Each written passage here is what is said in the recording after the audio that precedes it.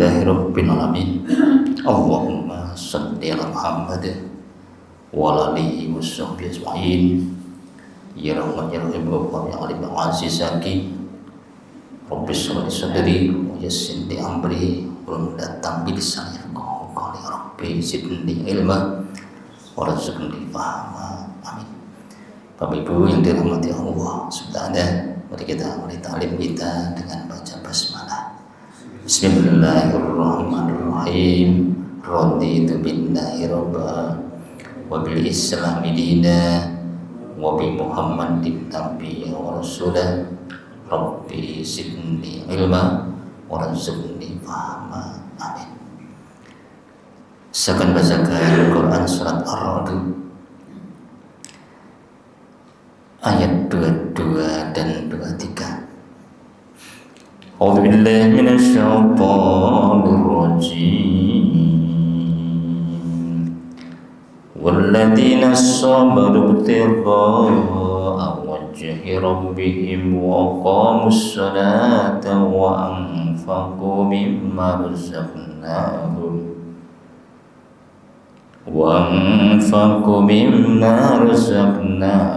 sirran wa alaniyatan wa yadra'una bil hasanati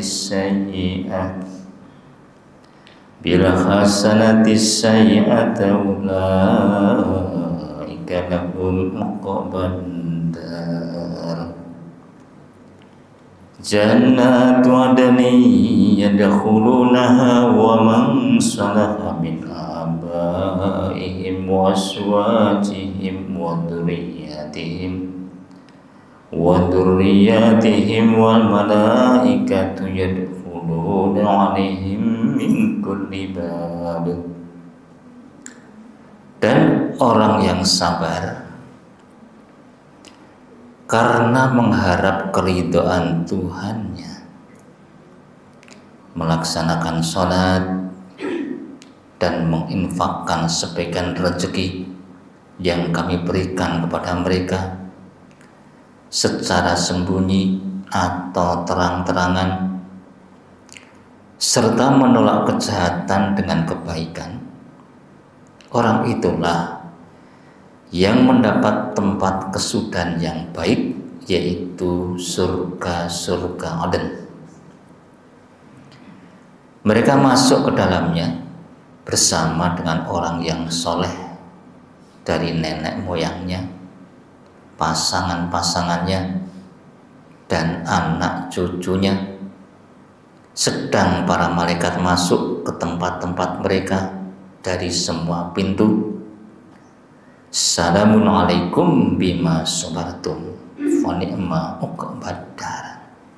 Sambil mengucapkan selamat sejahtera atas kamu karena kesabaranmu, maka alangkah nikmatnya tempat kesudahan itu. Surat Ar-Ra'd 22 sampai 24.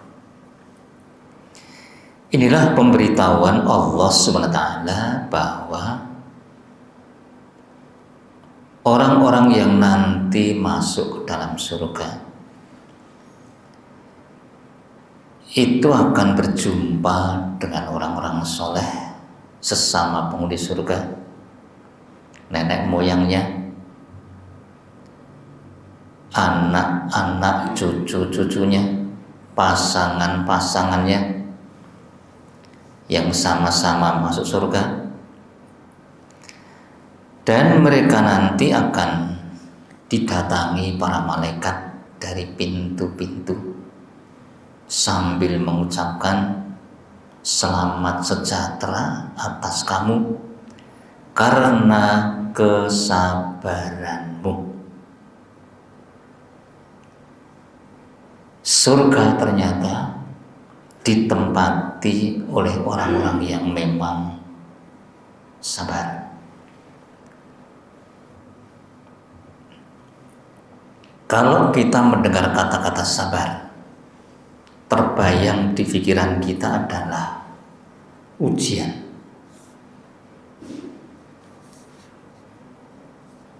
Bagi orang beriman, mendengar kata sabar itu tidak bisa dilepaskan dengan yang namanya ujian. Karena sabar itu dibutuhkan untuk menghadapi ujian. Kenapa para malaikat kok memberi ucapan selamat atas kesabaranmu?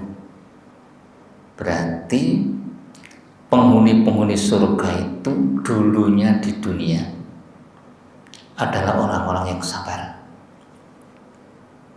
Padahal sabar itu tidak bisa dilepaskan dengan ujian. Berarti penduduk-penduduk surga itu di dunia adalah orang-orang yang tidak lepas dari yang namanya ujian. Sehingga Allah berfirman dalam Quran surah Al-Baqarah 214, am hasibatum an tadkhulul jannah walamma ya'tikum mathalul ladzina khalau min qablikum. Apakah kamu mengira masuk surga sebelum datang ujian sebagaimana orang-orang sebelum kamu?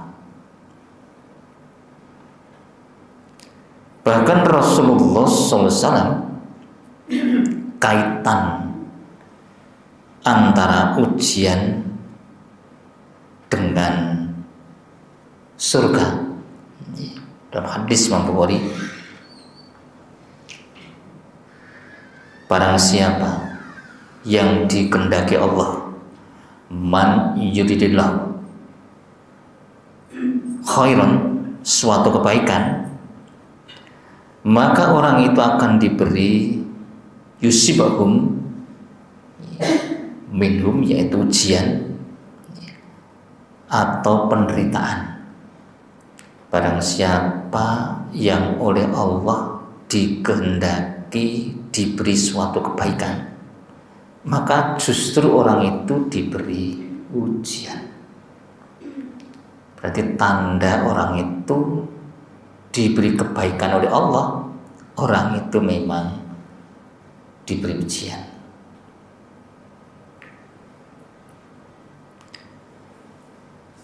Ujian itu akhirnya menjadi, ya bisa dikatakan, makanan pokoknya orang beriman. Artinya makanan pokok itu ya yang tidak bisa dipisah, itu kebutuhan pokoknya orang beriman, yaitu menghadapi ujian. Dan memang ternyata kita dicipta itu memang dalam rangka untuk diuji. Inna khalaqnal insana min nutfatin amsyajin nabtalihi faja'alnahu sami'an basira.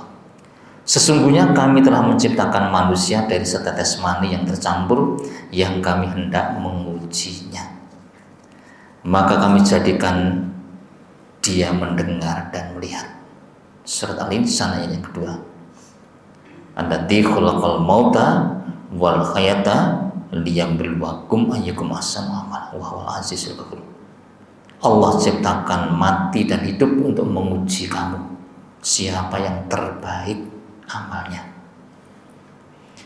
Kesimpulannya jemaah sekalian, bahwa hidup bagi orang beriman ini makanan pokoknya, kebutuhan pokoknya adalah ujian. Dan untuk mengatasi ujian, menghadapi ujian, itulah yang dibutuhkan namanya sabar. Bahkan kalau ada orang kok tidak diuji, tidak diberi ujian, oh berarti orang itu memang tidak dikehendaki oleh Allah diberi kebaikan. Padahal rata-rata kita itu ya tidak mau diuji.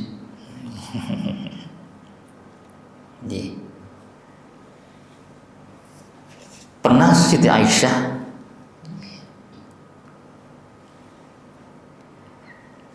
radhiyallahu menanyakan kepada Nabi tentang wabah.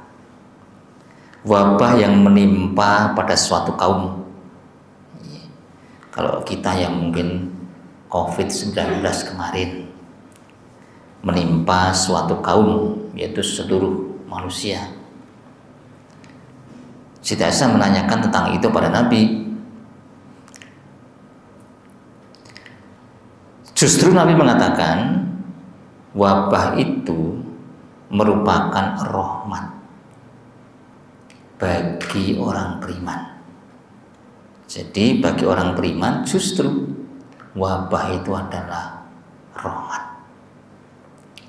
bentuk kasih sayangnya Allah. Rahmat itu kasih sayangnya Allah. Barang siapa sabar ridho atas ketentuan Allah hingga meninggal, maka dia seperti mati syahid. Hadis Imam Bukhari. Jadi orang yang terkena wabah, kalau dia itu orang beriman, sebetulnya dia itu sedang dirahmati Allah. Kalau dia sabar sampai mati, matinya dinilai mati syahid. Kira-kira kalau ada wabah, Bapak Ibu kepingin kena atau tidak?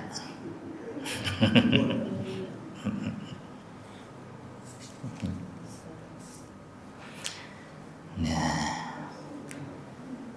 banyak sahabat zaman dulu itu kalau ada wabah berdoa semoga kena wabah.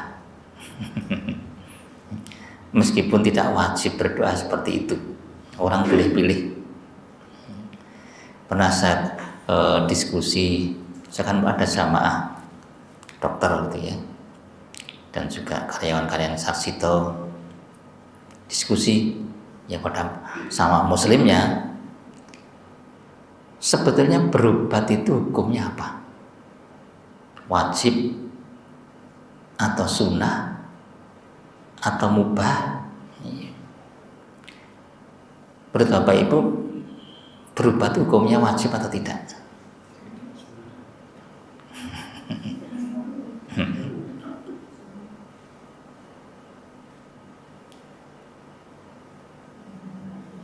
Pernah Nabi kedatangan seorang ibu-ibu, minta doa kepada Nabi. Apa? Dia sakit apa? Dia cerita, kalau pas saya kumat, saya tidak sadar. Begitu sadar, pakaian saya menyingkap. Oh, berarti kurang lebih ayanen, epilepsi.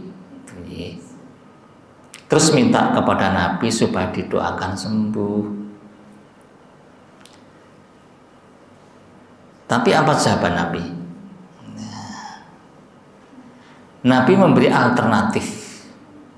Kalau ibu sabar, yaitu tetap menerima ketentuan Allah, yang namanya sakit itu jaminannya surga.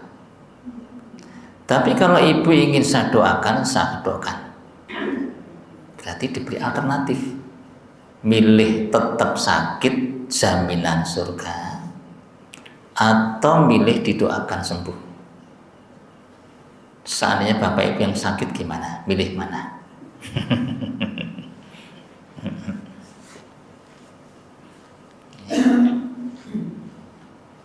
Nggak usah suruh milih golek obat dewe. Ternyata ibu tadi milih tetap sakit. Dia akhirnya memilih, oh kalau begitu saya tetap sakit aja. Tapi doakan Nabi, ketika saya pas sakitnya kumat, pakaian saya tidak menyingkap. Itu saja. Pun ayanan rapopo. Berarti berobat itu tidak wajib, boleh pilih. Mau berobat sehat monggo, tidak berobat dengan pahala nggih monggo. Tuh. Maka kadang kalau kita sakit jangan tergesa-gesa berobat dulu. nglumpukke ganjaran dhisik, nek wis ora betah lagi berobat. Nabi pernah mengatakan bagi orang beriman ujian yang menimpa kepada orang beriman meskipun hanya seperti tertusuk duri sekalipun itu akan menggugurkan dosanya seperti pohon menggugurkan daun-daunnya atau mengangkat derajatnya. Nah, jadi ternyata sakit itu ujian yang namanya musibah, sakit itu punya maksud kita akan dirahmati Allah berupa apa? Dikurangi dosa kita atau diangkat derajat kita. Ketika Nabi sakit menjelang meninggal dunia, panas beliau itu dikatakan 2 kali lipat orang biasa sehingga berkali-kali pingsan. Apa kata yang menunggui ketika itu istrinya? Ya karena engkau ya Nabi mendapatkan pahala 2 kali lipat dari orang biasa. Kaitannya itu dengan pahala ternyata. Ujian dikaitkan dengan pahala itu kuncinya pada sabar.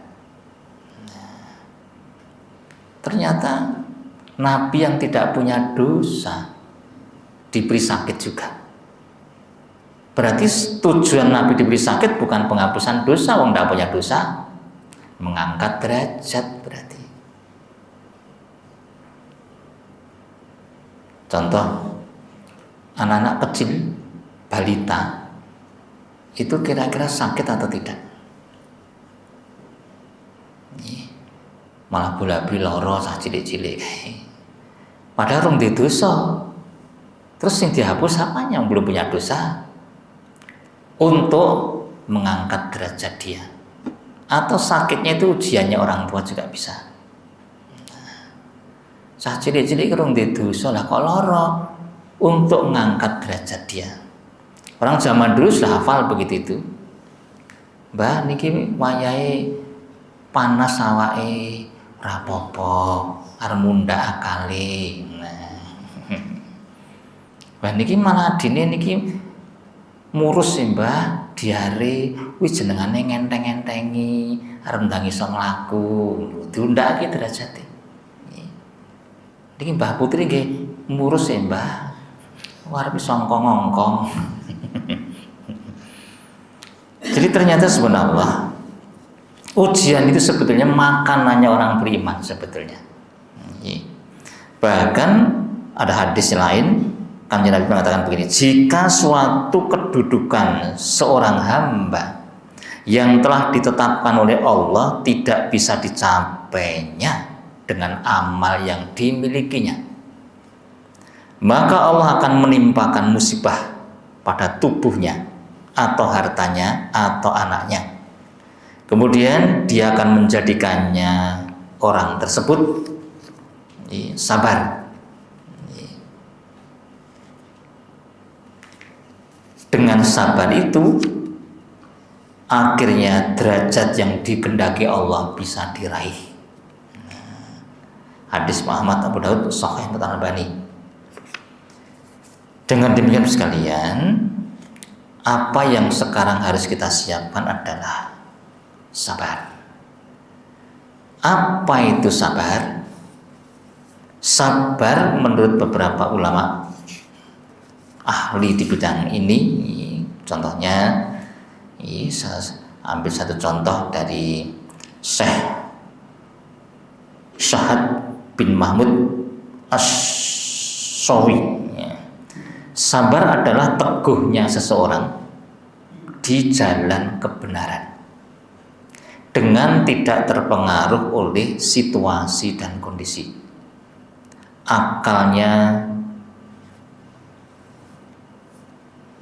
Akalnya tidak goyah dengan ajakan hawa nafsunya. Jiwanya menolak untuk putus asa. Lidahnya tidak mengeluh kecuali hanya kepada Allah, sedangkan anggota badannya ditahan dari melakukan setiap pekerjaan yang dibenci oleh Allah. Dan hatinya tidak gelisah, melainkan tetap berada dalam keimanan. Lawan dari sabar itu adalah gelisah, tergesa-gesa, sempit dada, takut, putus asa, lemah, dan mudah menyerah. Firman Allah Ta'ala serta Al-Imran 146, mereka tidak menjadi lemah karena bencana yang menimpa mereka di jalan Allah, dan tidak lesu dan tidak pula menyerah kepada musuh, dan Allah menyukai orang-orang yang sabar. Menurut beliau, sabar itu seperti ini, yaitu orang yang hatinya tabah, teguh, kokoh di jalan kebenaran. Karena ujian nanti ada 3, ujian perintah, ujian larangan, ujian musibah. 3-tiganya dibutuhkan sabar. Dan sabar itu menurut beliau adalah teguhnya seseorang berada di jalannya Allah, entah itu perintah, entah itu larangan, entah itu musibah, tidak terpengaruh dengan situasi dan kondisi,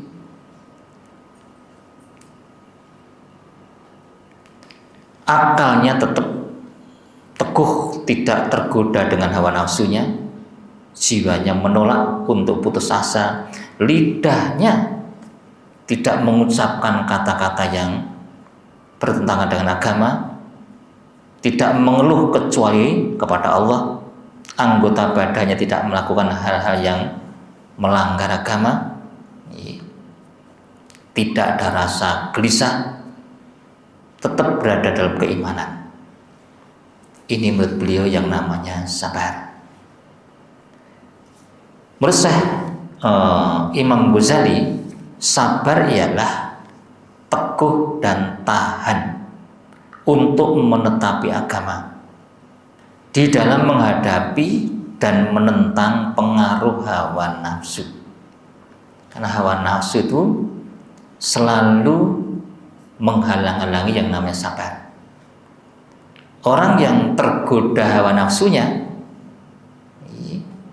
tergoda oleh hawa nafsu, maka mengerjakan perintah tidak sabar, menghadapi rayuan larangan tidak sabar, menghadapi musibah putus asa, jasau gresuloh, marah-marah kepada Allah, bahkan bisa sampai tidak ibadah. Nah, sabar ini ternyata kekayaan yang hebat bagi umat Islam, karena ternyata surga itu penduduknya adalah orang-orang yang dunia dulu dia sabar.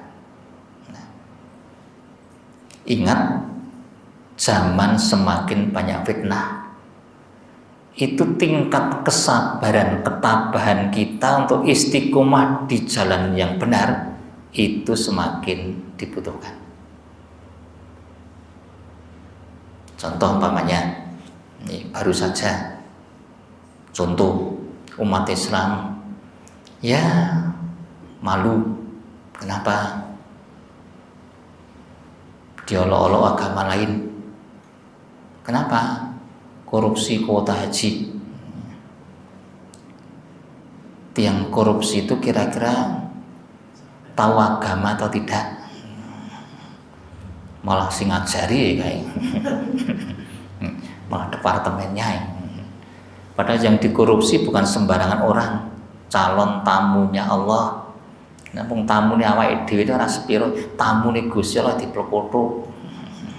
Coba kira-kira itu orang tahu agama atau tidak? Tergoda dengan hawa nafsu. Ya, seandainya yang digoda itu kita, bisa sabar atau tidak? Coba di depan mata kita jelas ada uang 1 triliun. Kuota haji itu 1 triliun lebih itu. Bapak Ibu pernah lihat uang 1 triliun? Nolih pinten 1 triliun itu? 1 yuta ki nolih 6. Nek duit 1 yuta cacahe 1000 1 miliar. Duit 1 miliar cacahe 1000 1 triliun. Umpama nggih tuku dawet oleh piro? Kok di depan mata kita, dan itu sudah lazim terjadi ternyata. Artinya praktek begitu itu katanya di dalam YouTube itu sudah lama ada. Contohnya katanya di dalam laporannya itu pengumuman keberangkatan haji. Artinya yang berangkat haji tahun 2024 mamanya itu leh ngumumke dipepetke dengan batas pembayaran. Akhirnya do nubiak-nubiak ra iso nglunasi. Mergo ra iso nglunasi kursinya kosong. Dol ning Haji Plus 500 yuta lumayan. Itu katanya trik-triknya begitu. Trik yang kedua, yang sudah mati-mati itu ternyata masih dicatat. Saat pemberangkatan ya kosong kursi ini, mati kon ngenggoni. Akhirnya dol meneh, lumayan 500 yuta 1 kursi.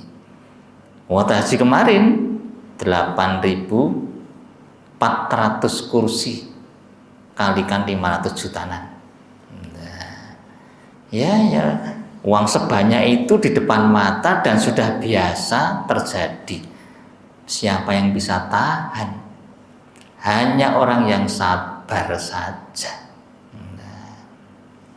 Nah, kemudian sekalian, dengan demikian sabar itu adalah kebutuhan yang harus kita miliki, senjata yang harus kita miliki.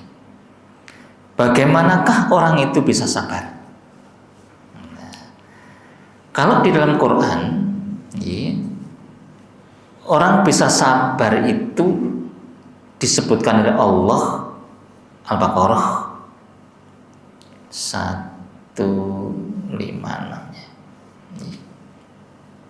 Nih, orang yang sabar itu adalah, sampaikan kabar gembira kepada orang yang sabar, alladzina idza asobathum musibah, yaitu orang-orang yang apabila ditimpa musibah mereka berkata inna lillahi wa inna ilaihi rajiun.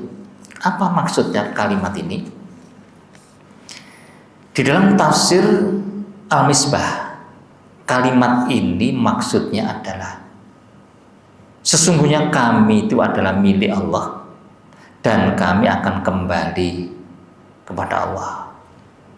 Kami milik Allah itu pengakuan bahwa dirinya itu yang punya Allah, sehingga Allah itu berkuasa melakukan apa saja sekehendaknya terhadap milik-miliknya sendiri.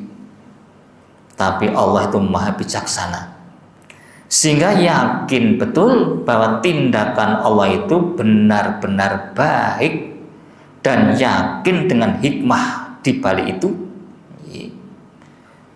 sehingga dia akhirnya menahan diri.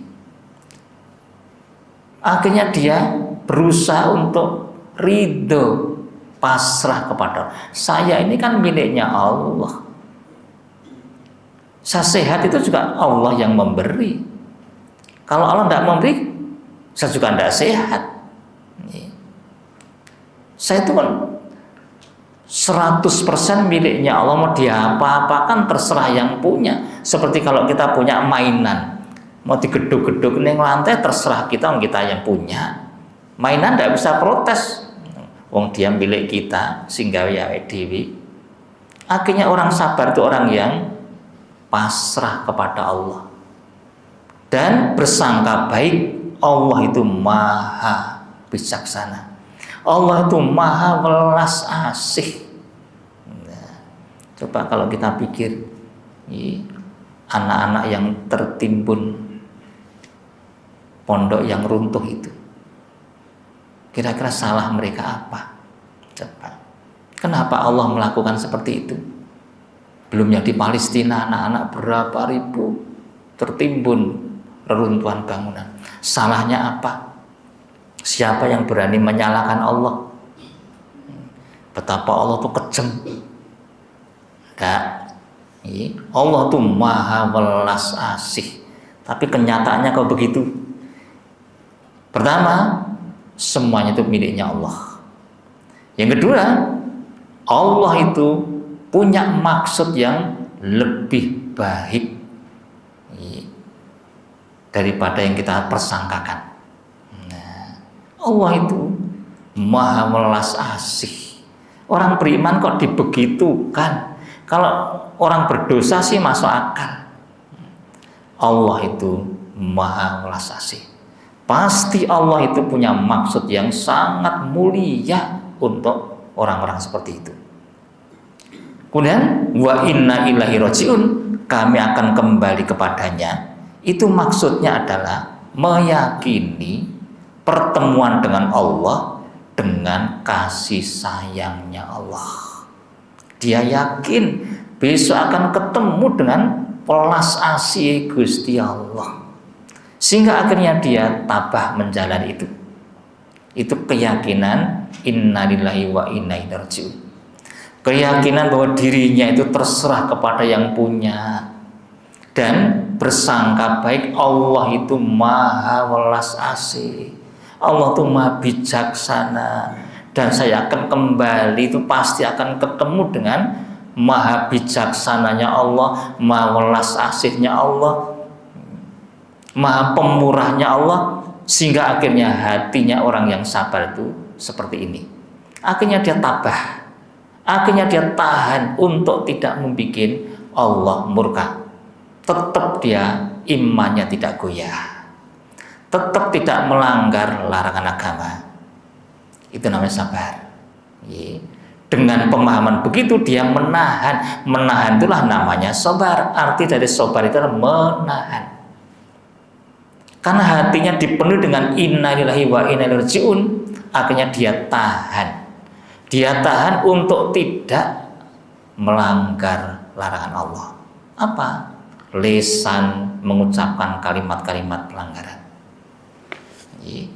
Contohnya seperti diuji keluarga meninggal dunia. Nah, istri diuji suami meninggal, terus meratap.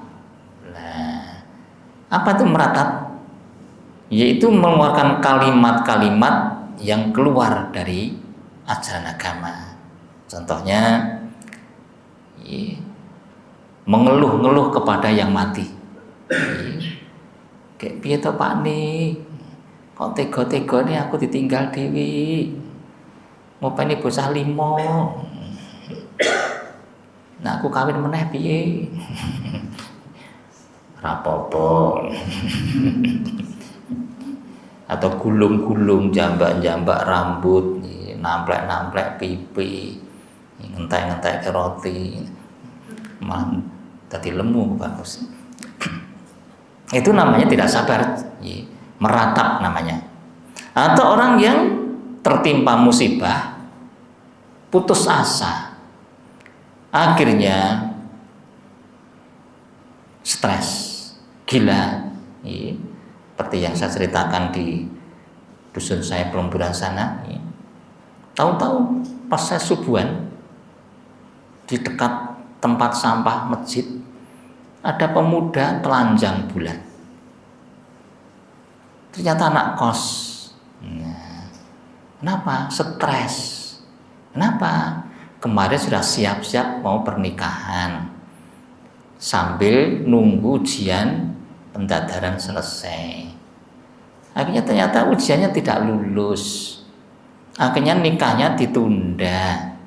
Pacarnya tidak setuju, minta pisah. Akhirnya pacarnya pergi. Wis ra lulus ditinggal pacar, rasido nikah, stres udo nang ngarep masjid. Orang seperti ini ya sudah berarti imannya tembus, dileke sangel, bahwa soleh dilaleke, tidak bisa. Mau makan ingat dia, mau minum ingat dia, ada keledek munyuk ingat dia. Akhirnya gantung lewe terong, aja mati ya, umrah ambruk wae, stres. Nah, dengan demikian sekalian, senjata sabar inilah mari kita ikhtiarkan. Sabar ketika menjalani perintah. Perintah itu macam-macam, ada hablum minallah, ada hablum minannas. Mungkin hablum minallah kita lebih sabar, tapi kalau hablum minannas kadang lebih susah sabarnya. Ngadepi orang tua yang sudah sepuh, nah, pikun, kadang ya kita jengkel, kurang sabar lah. Itulah butuhnya innalillahi wa inna ilaihi rajiun. Kita akan kembali ketemu dengan Allah untuk diberi balasan pahala. Sabar menghadapi larangan, padahal larangan itu semua enak-enak biasanya, menggiurkan hawa nafsu. Atau sabar menghadapi musibah. 3 hal itulah dibutuhkan kesabaran, dan kita ada doa supaya kita diberi sabar. Rabbana awrik alina sobro. Nah, Rabbana awrik alina sobro wa tawaffana muslimin.